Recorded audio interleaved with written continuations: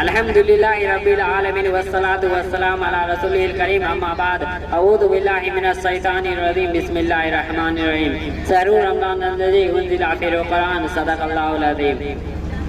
ابھی میں نے کلام پاک کی ایک آیت تلاوت کی ہے، اس کا مطلب یہ ہے اے ایمان والو تم پر روزہ فرض کیے گئے جیسا کہ تم سے پہلے امتوں پر فرض کیے گئے تھے تاکہ تم متقی بن جاؤ۔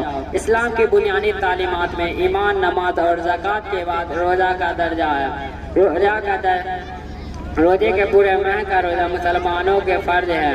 جو شخص بلا عذر ایک بھی روزہ چھوڑ دے تو وہ بہت بڑا گنہگار ہے۔ فرمایا ہمارے آقا محمد صلی اللہ علیہ وسلم نے بلا عذر ایک بھی روزہ چھوڑ دے اس کے بدلے میں پوری عمر بھی روزہ رکھے تو اس کا حق ادا نہ ہو سکے گا۔ رمضان ایک ایسی عبادت ہے جو اسلام میں ہی فرض نہیں ہوئے بلکہ جتنے بھی مذہب ہیں یا ہوئے ہیں سب میں کسی نہ کسی شکل میں موجود ہے۔ ہندو ہو یا عیسائی، سکھ ہو یا مسیحی، سبھی روزے رکھتے ہیں۔ توریت انجیل کے صفحات گواہ ہیں کہ تاریخ کے اوراق بھی بتاتے ہیں روزہ ایک ایسی عبادت ہے جو ہر دور میں ادا کی گئی ہے۔ روزہ کیا ہے؟ ایک ایسا عمل جو ہمیں فرشتوں کے صف میں لا کھڑا کرتا ہے۔ فرشتے نہ کھاتے ہیں نہ پیتے ہیں، ان کی پوری زندگی احکام الہی کی تعمیل میں گزرتی ہے۔